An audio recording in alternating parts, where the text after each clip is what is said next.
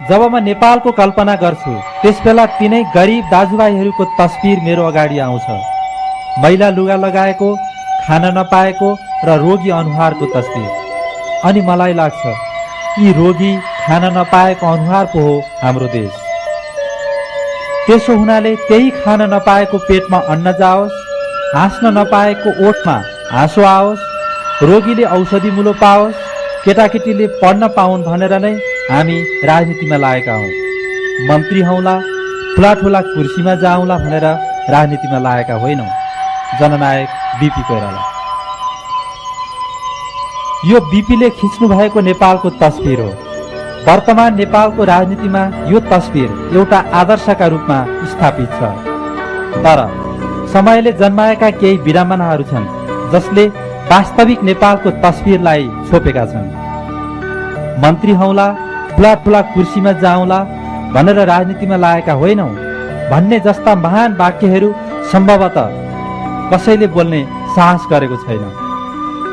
नेपालको प्रजातन्त्रोत्तर राष्ट्रिय राजनीतिका वाहकहरूमध्ये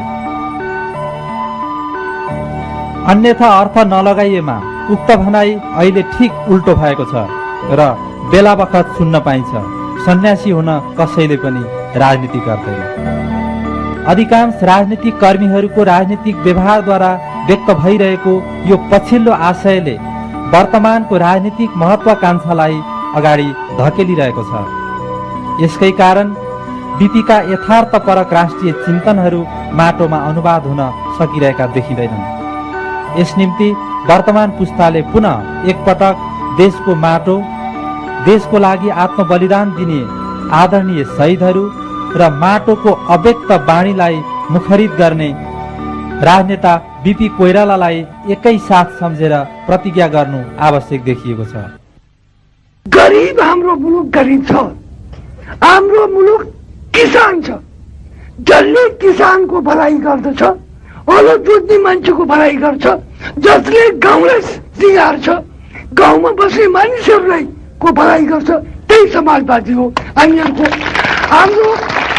हाम्रो समाजवाद भनेको गाउँका जनताको भलाइ जुन नीति र कार्यक्रमले हुन्छ त्यही नीति चाहिँ नै हाम्रो दृष्टिमा समाजवादी नीति र कार्यक्रम हो। हामी गाउँले हौँ, गाउँका जनताको सेवा गर्ने हामी व्यक्ति हौँ।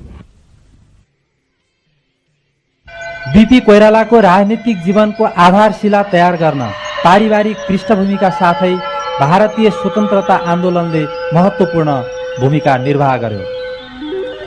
जीवनलाई सधैँ खतराहरूका बीचमा हेलेर लक्ष्य प्राप्तिका लागि सङ्घर्षरत बीपी कोइराला भारतीय आन्दोलनका क्रममा पटक पटक गिरफ्तारीमा पर्नुभयो। भारतीय जेल जीवनका समयमा सम्पर्कमा आएका तत्कालीन विशिष्ट स्वतन्त्रता सेनानीहरूसँगको राजनीतिक अन्तर्क्रिया र निरन्तरको अध्ययनले बीपीमा राजनीतिक परिपक्वता प्रदान गर्यो। नेपालमा प्रजातन्त्र प्राप्तिका लागि भएका प्रारम्भिक राजनीतिक घटनाहरूले जहानिया शासनप्रति वितृष्णा उत्पन्न गराउनका साथै प्रजातन्त्रका लागि लड्ने वीरहरूलाई मृत्युदण्ड दिइएका घटनाहरूबाट आम जनतामा तत्कालीन व्यवस्थाको समाप्तिका लागि जनआन्दोलन आवश्यक भएको महसुस भइरहेको थियो। नेपाली जनताको यो सामूहिक भावनालाई प्रवासबाट बीपीले नेतृत्व दिनुभयो। यस निम्ति एउटा सशक्त राजनीतिक सङ्गठनको आवश्यकता थियो। त्यो आवश्यकतालाई विभिन्न नामबाट चरणबद्ध रूपमा विकसित हुँदै 2006 साल चैत 27 गते स्थापित भएको नेपाली काङ्ग्रेसले पुरा गर्यो। त्यसबेला देशभित्र भएको जहानिया शासन विरुद्ध मजदुर हडताल, विद्यार्थी हडताल जस्ता घटनाहरूले सरकारी दमनका बावजुद पनि आम जनताको भावनाको प्रतिनिधित्व गर्दै गए। देशभित्रका यस्ता घटनाहरूमध्ये मजदुर आन्दोलन जस्ता घटनाहरूमा बीपीको प्रत्यक्ष निर्देशन र नेतृत्व रह्यो। 2003 सालदेखि 2007 सालसम्मका देशभित्र र प्रवासमा भएका राजनीतिक हिसाबले तनावपूर्ण तर निश्चित उद्देश्यमुखी श्रृङ्खलाबद्ध घटनाहरूले बीपीमा नेतृत्वदायी क्षमताको सफल परीक्षण गरे। यसैको ऐतिहासिक परिणाम थियो 2007 सालमा प्रजातन्त्रको स्थापना भएको। 2007 सालमा प्रजातन्त्रको स्थापनाका लागि भएका सङ्घर्षहरूको केन्द्रीय नेतृत्व बीपीमै रह्यो। इतिहासको नयाँ अध्यायपछि 2015 सालसम्मको प्रतिस्पर्धात्मक राष्ट्रिय राजनीतिमा राजनीतिक संगठनको सुदृढीकरण एवं प्रजातान्त्रिक समाजवादका नवीनतम दृष्टिकोणहरूको निर्माण र परिमार्जनमा बीपी सक्रिय रहनुभयो, जसको सफल परीक्षण थियो 2016 सालको प्रथम राष्ट्रिय आम निर्वाचन। आम निर्वाचनपछि प्रधानमन्त्री बीपी राष्ट्रिय जिम्मेवारी वहन गर्ने शीर्ष व्यक्तित्वको हैसियतमा सक्रिय रहनुभयो। बीपीको व्यक्तित्व अन्तर्राष्ट्रिय जगतमा यसै बखतदेखि प्रतिष्ठित र विस्तारित हुन पुग्यो। यस बखत उहाँले व्यक्त गर्नुभएका राजनीतिक दृष्टिकोणहरू तेस्रो विश्वका मुलुकहरूका निम्ति पनि व्यवहार योग्य रहे। उदीयमान एसियाली नेताका रूपमा उहाँको मूल्याङ्कन हुन थाल्यो। अर्कातिर राष्ट्रिय आवश्यकताहरूको परिपूर्ति गर्दै जाने निर्वाचित सरकारको लक्ष्य अनुसार सामाजिक, आर्थिक एवं प्रशासनिक सुधारका आधारभूत संरचनाहरूको स्थापनाका कार्यहरूमा सरकार प्रयासरत थियो। तर प्रजातान्त्रिक राज्य व्यवस्थाप्रति आन्तरिक रूपमा असहमत राजनीतिक शक्तिको अस्वस्थ प्रतिस्पर्धाको शिकार संसदीय व्यवस्थाले बन्नु पर्यो। प्रजातान्त्रिक व्यवस्था प्रतिबन्धित भयो। 2017 साल पौष 1 गते बीपी कोइराला लगायत सम्पूर्ण प्रजातन्त्रवादीहरू नजरबन्द भए। म प्रधानमन्त्री छँदा मैले अटोट गर्न सकेको थिएँ कि मेरो परिवारको जस्तो व्यवस्था यहाँका गरिब भन्दा गरिब परिवारलाई पनि 15 वर्षमा उपलब्ध म गराउन सक्छु भन्ने अटोट मैले गरेको थिएँ। अब कुन प्रधानमन्त्रीले आज भन्न सक्छ कि 15 वर्षमा त्यो प्रधानमन्त्रीको परिवारको जस्तो अवस्था प्रत्येक परिवारहरूलाई यहाँ हुन सक्छ भनेर? त्यो सम्भव छैन। बीपीको जेल जीवन साहित्यिक सिर्जनाको हिसाबले उपलब्धिमूलक रह्यो। निरन्तरको 8 वर्ष लामो जेल जीवनबाट मुक्त हुनुभएका बीपीको पुनः 8 वर्षको प्रवासकाल राजनीतिक चिन्तनका दृष्टिले नयाँ सोचहरूको निर्माण काल रह्यो। प्रवासबाटै निर्देशित देशभित्रका तत्कालीन व्यवस्था विरोधी घटनाहरूले व्यवस्थावादीहरूलाई बेचैन गराइरहन सफल रहे। राष्ट्रिय मेलमिलापको दूरदर्शितापूर्ण चिन्तन देशका लागि यस बेलाको सर्वाधिक महत्त्वपूर्ण सैद्धान्तिक उपलब्धि रह्यो। 2033 सालमा बीपीको नेपाल आगमनसँगै बढेको राजनीतिक सरगर्मीले राष्ट्रिय जनमत संग्रहको परिणाममा पुर्यायो। परिवर्तन क्रान्तिकारी परिवर्तन हो। 19 वर्षको ओझ्यारी राति बित्यो। अब हामी नयाँ युगमा प्रारम्भ गरेका छौँ। त्यो तिथिको प्रतीक हो यो मिटिङ, यो आमसभा, त्यो परिवर्तनको प्रतीक हो।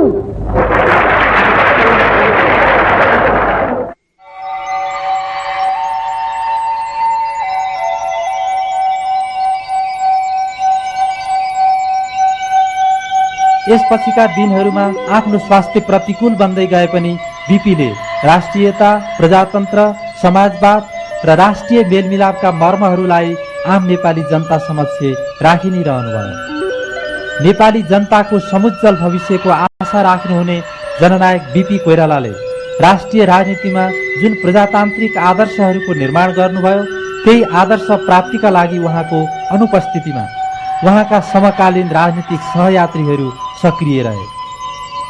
बीपीकै प्रजातन्त्रवादी अवधारणा र राष्ट्रिय मेलमिलापका राजनीतिक चिन्तनहरूद्वारा निर्देशित हुँदै 2046 सालको राष्ट्रिय जनआन्दोलनलाई उहाँका सहकर्मी नेताहरूले सफल नेतृत्व दिनुभयो।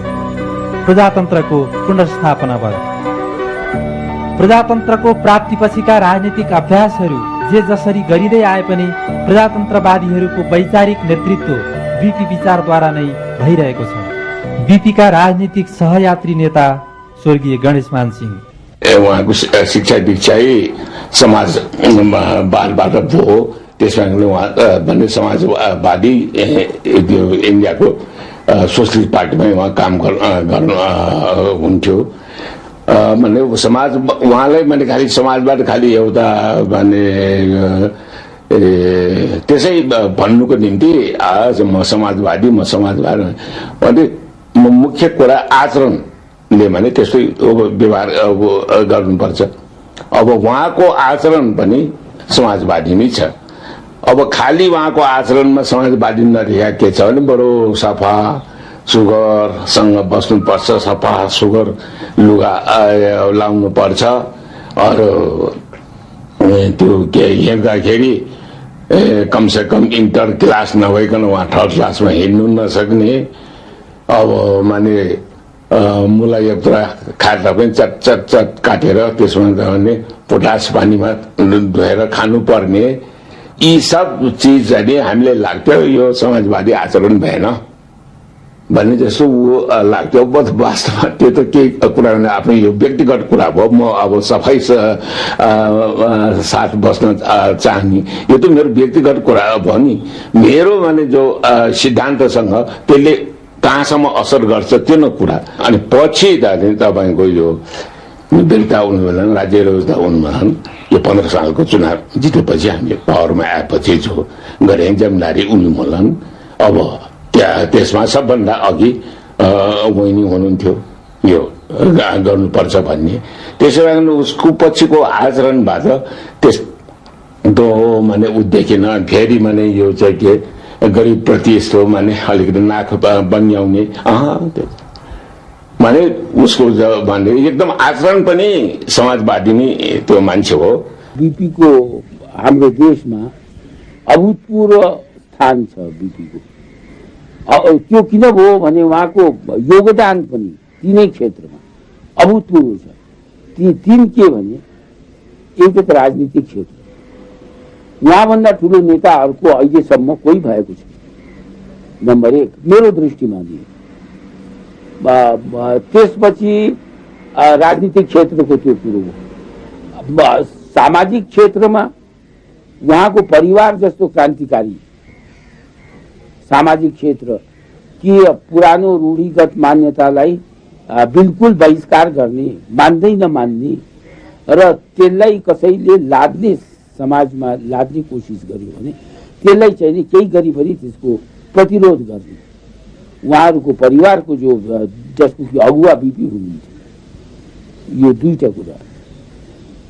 तेस्रो कुरो के भने कि आर्थिक, उहाँले यो समाजवाद र प्रजातन्त्र सँगसँगै जान सक्छ भन्ने दर्शन उहाँले नै दिया र यो दर्शन केवल नेपालका लागि मात्र होइन कि यो अहिले त सारा एसियाका लागि यो रेलेभेन्ट, यो एसियाका लागि रेलेभेन्ट भन्नु पनि अलिकति कमजोर शब्दै हो। भन्नु परेको खण्डमा अत्यावश्यक भएर गएको छ। यो आवश्यक यो स्थिति छ कि यो आर्थिक विकास गर्नका लागि यो समाजवाद र प्रजातन्त्र देशको प्रत्येक क्षेत्रको विकासका लागि यी दुवै आवश्यक छन्। मैंने बीबीलाई छुट दिया थियो, गर्नुहोस् पल्टिक्स, अझै पनि दुःख दिए भए पनि सङ्गला भनेर आफ्नो डिटर्मिनेसन थियो। बीबीले मलाई लगाएको थियो, मलाई पल्टिक्समा सधैँ इन्ट्रेस्ट भने अब डेमोक्रेसी आओ, सबैले स्वतन्त्रता पाउन्, सबै असल हुन्। अब त्यही वातावरणमा हुर्केँ। त्यसलाई हेल्प गर्ने मेरो पनि त थियो, ड्युटी पनि त थियो नि। त्यस कारण मैले त्यो निराशावादी फलाना टिकाना मैले कहिले सोचिनँ। जतिसुकै दुःख भए पनि म त्यो सोचिनँ। मेरो आफ्नो घर थियो, छोराछोरी थिए, पढाउने थियो, देखाउने थियो। म दुईवटा खुट्टा त्यहाँदेखि नाउँमा हाल्न, दुईवटा नाउँमा हाल्नलाई म चाहिँ सक्ने आइदर पोलिटिक्स आफ्नो घर सम्हाल, घर हेर भन्ने आमा बाबु पनि ऊ छ नि, उनीहरू क्यारेक्टर बिल्डअप गर्नुमा या बाबू हुनु पर्यो या आमा हुनु पर्यो। बीपी कोइराला ने सदैव संघर्ष किया और उसमें कभी उन्होंने अपने आत्मविश्वास को नहीं खोया। ये एक बड़ी बात थी कि विपरीत परिस्थितियों में भी आदमी अपनी मंजिल को अपनी निगाह में बनाए रखे और अपने रास्ते से न मुड़े। असफलता बार बार आए लेकिन फिर भी उसमें विवशता का अनुभव न करे, तो व्यक्तित्व की एक बड़ी भारी प्रखरता होती है, व्यक्तित्व की बड़ी भारी बड़ा भारी मूल्य होता है और इस मूल्य के धनी बीपी कोइराला अवश्य थे। बीपी कोइराला अपने साथियों के बीच में, अपने मित्रों के बीच में एक सज्जन पुरुष जैसे, एक ऐसे व्यक्ति जैसे जिसमें आधुनिकता का समावेश था, लेकिन अपनी पुरानी परंपरा और संस्कृति और सभ्यता से वो बिल्कुल अछूता नहीं था। ये समन्वय जो बीपी कोइराला के व्यक्तित्व का था वो स्वयं में बहुत प्रभावकारी था। उनको बड़ी भारी राजनीतिक सफलता भले न मिली हो, एक नई दृष्टि देने में वो सफल हुए और शायद आने वाला समाज हमेशा उन्हें इसी रूप में याद करेगा कि एक ऐसा व्यक्ति था जो एक पिछड़े देश को, एक गरीब देश को, एक बेबस और लाचार लोगों को मर्यादा की जिंदगी देने के लिए संघर्ष करता रहा। अपनी जिंदगी उसने कष्ट में बिताई, लेकिन उसके मन में एक उत्साह था, एक लालसा थी कि जो करोड़ों वहाँ के लोग, लाखों जो वहाँ के लोग हैं जो पीड़ा में हैं, दर्द में हैं, उनके आंसू को शायद वो पोंछ सके। शादी सलमान को लिए बीपी चले गए, लेकिन आज की जो राजनीतिक प्रक्रिया प्रारंभ हुई है नेपाल में, उससे सिद्ध होता है कि बीपी कोइराला ने जो कुछ शुरू किया था उसकी परिणति ही आज की राजनीतिक सफलता है और इस माने में सदैव उन्हें याद किया जाता रहे। Dr. Ram Manohar Lohia, the Indian socialist leader, who introduced me to BP. What was your impression then about You him? know, may I tell you, it was love at first sight.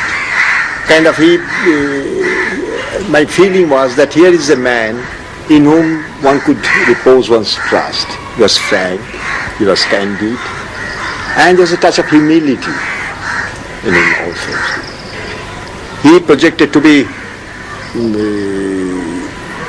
candid. He projected the image of a man who, it seemed to me, was born to create history, which indeed he did, didn't he? Yes, he After did. all, Of course.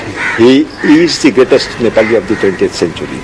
No matter how you look at him, how you look at his activities, posterity will record BP Koirala as the greatest Nepali of the 20th century. यस्तो भावुक कल्पना गर्नुपर्छ उहाँको बारेमा कुरा गर्दाखेरि मलाई लाग्दछ यो भविष्यमा मान्छेले बिस्तारै बुझ्दै जालान् उहाँको महत्त्वहरू। त्यसनाले कतिपय अहिले तपाईँले प्रसङ्ग जोड्नु हो नि, अहिलेका राजनीतिज्ञहरूलाई 25 वर्षपछि जनताले के कालाई सम्झने, उहाँहरूले छातीमा हात राखेर सोच्नुहोस्। बीपीकै समकालीन धेरै राजनीतिज्ञ हुनुहुन्थ्यो।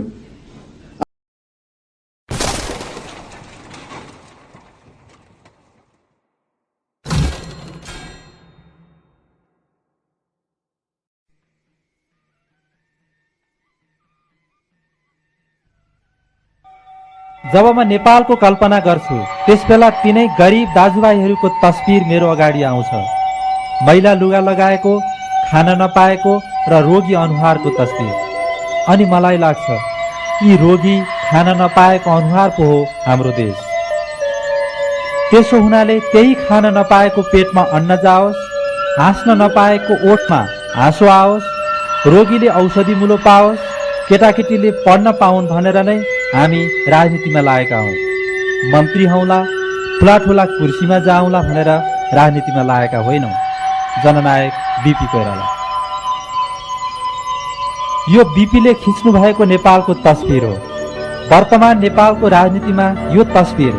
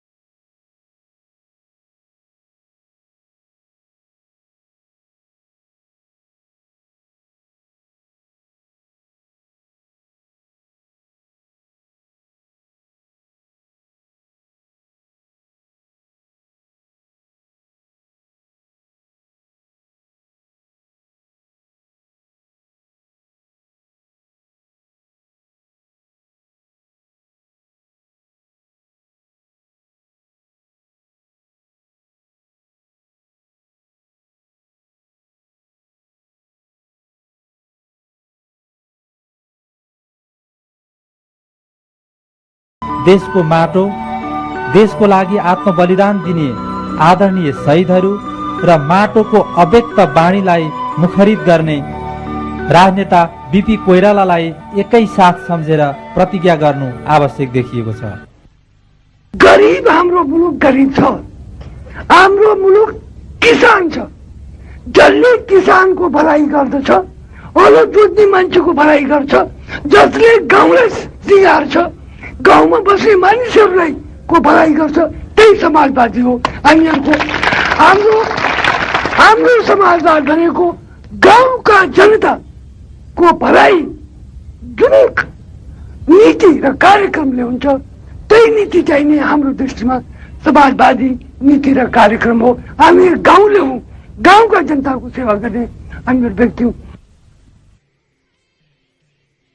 बीपी कोइरालाको राजनीतिक जीवनको आधारशिला तयार गर्न पारिवारिक पृष्ठभूमिका साथै भारतीय स्वतन्त्रता आन्दोलनले महत्त्वपूर्ण भूमिका निर्वाह गर्यो। जीवनलाई सधैँ खतराहरूका बीचमा हेलेर लक्ष्य प्राप्तिका लागि सङ्घर्षरत बीपी कोइराला भारतीय आन्दोलनका क्रममा पटक पटक गिरफ्तारीमा पर्नुभयो।